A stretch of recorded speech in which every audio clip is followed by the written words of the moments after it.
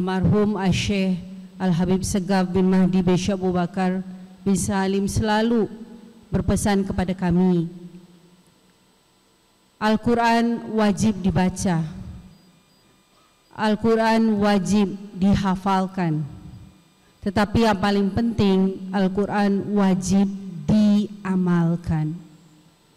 Percuma kita hafal Quran depan belakang atas bawah jungkir balik, tetapi kita malah menjual ayat Al-Quran, tidak mengamalkan Al-Quran.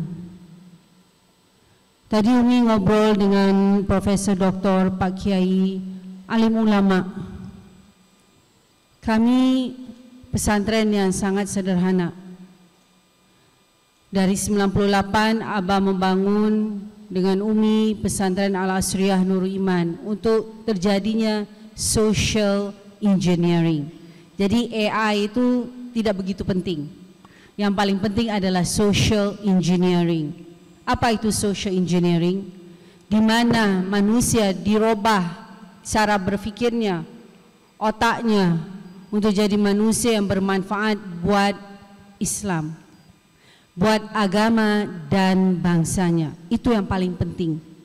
Manusia yang bermanfaat bagi orang lain, itu yang terpenting. Dan itulah dari Al-Quran dan hadis. Memang kita di sini wajib hafal Al-Quran one day one ayat, kerana rata-rata santri di Nurul Iman mondok di sini 10 sampai 15 tahun Pak Kiai, sampai kami nikahkan. Jadi selesai satu, ada pengabdian 2 tahun, mereka kami jodohkan dan kami nikahkan. Seperti ada contoh, ada santri dari Demak Pak Kiai. Jadi suami istri dari Demak, Habib sudah nikahkan mereka. Habib kirim mereka ke ke Pulau Buru di Ambon. Di sana kemarin waktu saya diundang Bank Indonesia untuk membangun usaha di pesantren di Ambon, ketemu alumni yang dari Al-Asriyah Nurul Iman, suami istri mondok di Nurul Iman dan sudah dinikahkan oleh Abah. Sekarang mereka tinggal di sana sudah 7 tahun dan mereka sudah punya sawah, punya tanah, punya rumah, punya mobil. Dan alhamdulillah sedang menabung untuk berangkat haji. Pekerjaannya apa? Yang Abah perintahkan ke santri Nurul Iman, mohon maaf, jangan jadi pegawai, apalagi pegawai negeri. Tidak bisa jadi orang kaya, tidak bisa menjadi seperti Sayyidatina Khadijah, seperti Sayyidina Uthman bin Affan. Itu adalah pengusaha-pengusaha, pedagang-pedagang yang kaya raya, yang punya aset wakaf, yang sampai sekarang masih dinikmati oleh umat Islam dunia. Abah berpesan, kalau mau jadi orang kaya harus jadi pengusaha, harus jadi pedagang, seperti profesi para nabi dan para rasul. Paling sedikit jadilah gembala kambing, gembala domba. Supaya apa? Rezeki yang kita dapatkan benar-benar halalan, toiban, wal barakah. Kalau mengajar, mendidik, berdakwah, menjadi guru, itu juga kewajiban, profesi para nabi dan para rasul. Tetapi itu harus ikhlas. Tidak boleh saya ini penghafal Al-Quran, saya ini seorang hafiz, saya ini seorang hafizah. Berapa amplop yang saya dapat nanti ketika saya datang ceramah di tempat Anda? Itu yang Abah bilang, di akhir zaman orang-orang akan menjual ayat, menjual agama. Kalau saya mau datang ceramah, saya mau datang ngajar, berapa amplopnya, berapa DP-nya? Itu yang terjadi sekarang. Kita lihat ulama-ulama hidupnya jor-joran, pamer kekayaan, pamer harta, pamer rumah yang megah. Untuk apa? Kita hidup harus ikut Rasulullah Sallallahu Alaihi Wasallam. Bagaimana hidupnya Rasulullah Sallallahu Alaihi Wasallam? Umi diundang ke Amerika untuk berbicara how business fights poverty. Bagaimana dengan berdagang, dengan berbisnes, dengan berwirausaha kita bisa melawan, membasmi kemiskinan. Dari sudut pandang Muslim, ada yang dari sudut pandang Yahudi, dan ada yang dari sudut pandang Kristen. Yang hadir semuanya 90% orang-orang Kristian. Yang Muslim hanya 1%, sisanya orang Yahudi. Kita di Amerika. Islam punya ziswaf, zakat, infak, sedekah dan wakaf. Kalau semuanya orang Islam hanya tangannya di bawah, hanya as-as, minta-minta. Siapa yang akan mengeluarkan ziswaf? Siapa yang akan punya wakaf sampai sekarang? Seperti Sayyidatina Khadijah. Beliau mati tidak bawa apa-apa. Alhamdulillah masih ada kain kafan dari malaikat. Kalau tidak, beliau juga enggak mampu untuk beli kain kafan. Saking miskinnya beliau, semuanya demi Allah dan demi suami tercinta Rasulullah SAW. Al-Quran, hadis, itulah pegangan kita. Tadi dari Profesor Profesor Dr. Utang bilang sekarang sudah masuk aliran-aliran baru. Ada yang dari Singapura, ada yang dari Malaysia, ada yang asli bikinan made in Indonesia, dan itu sudah banyak sekali. Sebenarnya salahnya siapa? Salahnya pemerintah. Mohon maaf, ini saya harus bicara terus terang. Salahnya MUI. Karena apa? Kerana kita tidak tegas. Di Singapura, saya terus terang, saya lahir dan besar di Singapura. Lee Kuan Yew, Perdana Menteri Singapura, itu saya sampai sekarang tidak tahu agamanya apa. Tetapi dia mengeluarkan undang-undang, siapa yang berani menghina agama siapa saja akan dihukum seberat-beratnya. Itu namanya blasphemy. Penghinaan terhadap agama, namanya blasphemy bahasa Inggris. Ada satu kejadian, orang Cina bawa anjing mau naik taksi. Taksinya milik orang Muslim Indonesia, orang Muslim Melayu Singapura. Orang Muslim itu bilang, mohon maaf, Bapak boleh naik taksi saya, tetapi anjing Bapak tidak bisa, kerana kami sebagai orang Islam, anjing itu najis. Najis apa? Mughalladhah. Susah nanti saya mau membersihkan taksi saya. Tahu orang Cina non-Muslim itu bilang apa? Kamu enggak benar, dia maki-maki si supir taksi, dan dia juga mencaci maki agama Islam. Kalau you caci maki supir taksi itu, ya terserah. Tetapi jangan agama. Agama bukan milik orang manusia. Agama milik Tuhan. Si supir taksi ini pintar, dia rekam. Langsung masukkan ke polisi. Si Cina ini langsung ditangkap, dipenjara 6 bulan, di rotan 6 kali. Jadi rotannya Singapura bukan sapu lidinya kita, bukan pura-pura. Rotannya itu tebal, panjang, lebih dari 1 meter. Disebat orang itu di rotan 1 kalinya di punggung. Itu langsung orang itu akan pingsan. Butuh waktu 1 bulan untuk menyembuhkan luka dari bekas rotan tersebut. Sudah sembuh, bulan depan di rotan lagi.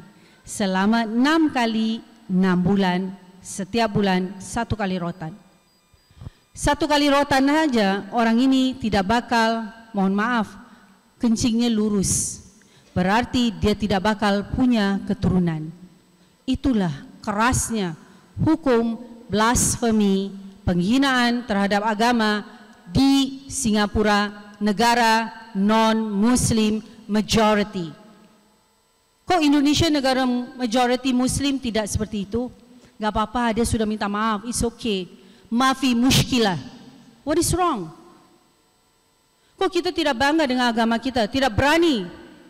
Orang-orang menghina agama kita, seenaknya kita, oh itu gak apa-apa, itu orang gila.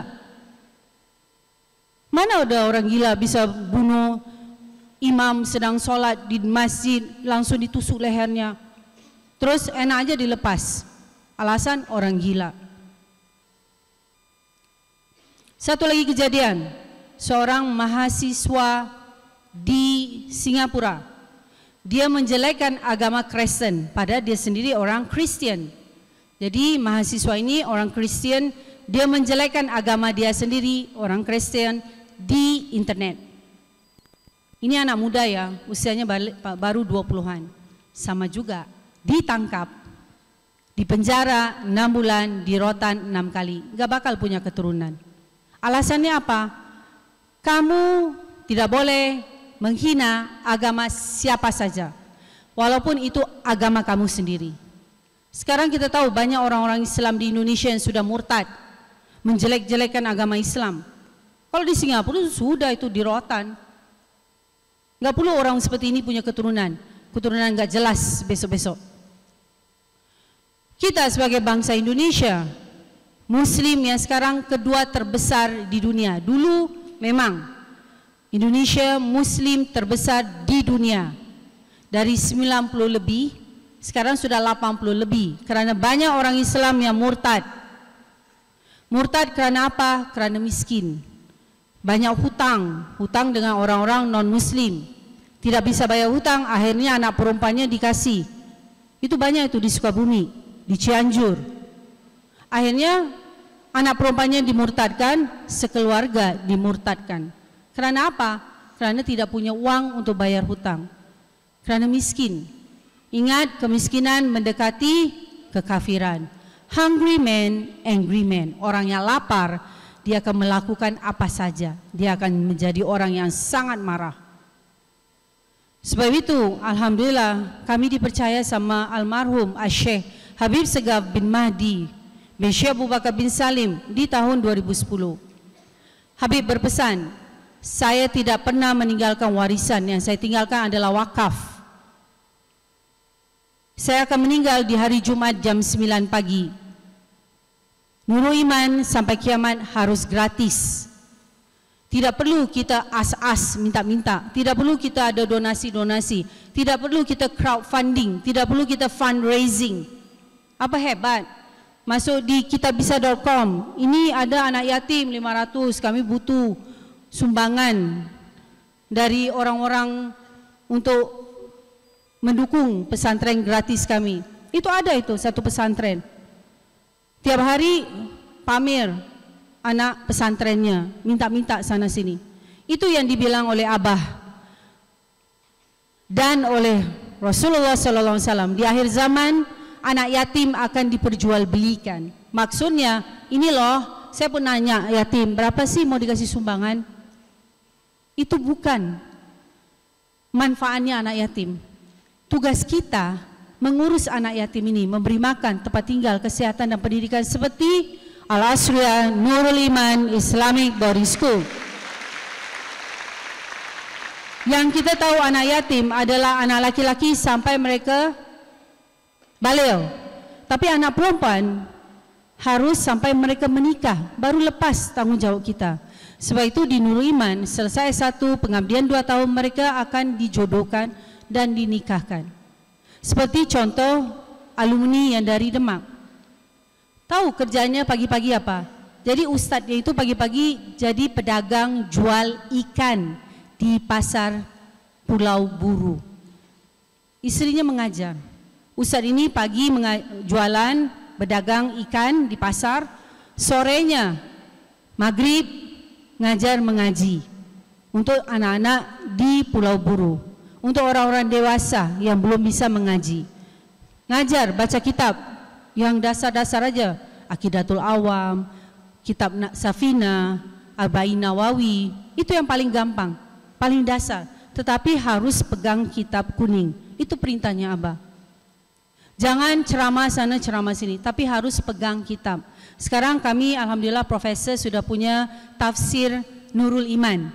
Jadi Habib itu paling senang dan mencintai tafsir.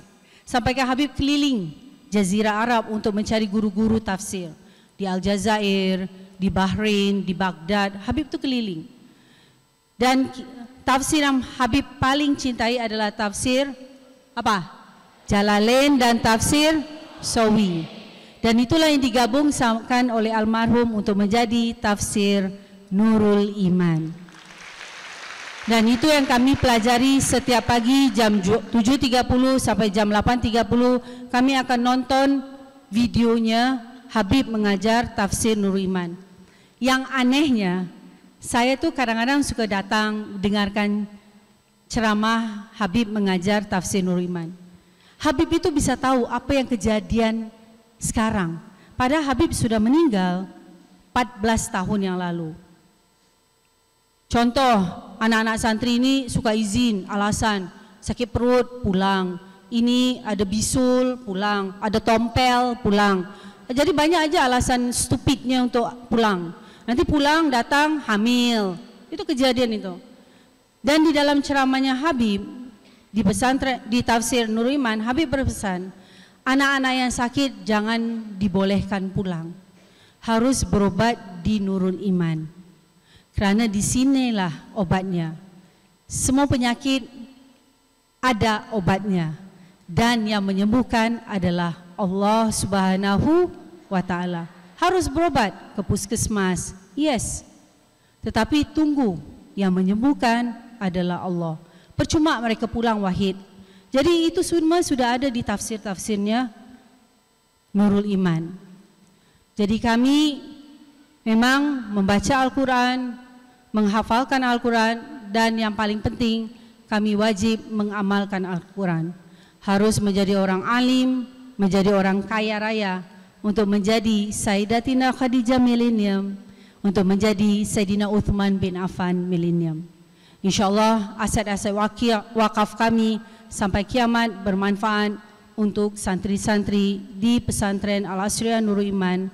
Sampai kiamat tetap gratis, berkualitas, yang didukung oleh wirausaha sosial atau ZISWAF, zakat, infak, sedekah dan wakaf. Kami mohon maaf zahir batin. InsyaAllah kita akan terus bersilaturahmi dengan MUI, dengan teman-teman yang ingin bekerja sama dengan pesantren Al-Asriyah Nurul Iman Islamic Boarding School. Sekali lagi mohon maaf zahir dan batin. Wassalamualaikum warahmatullahi wabarakatuh.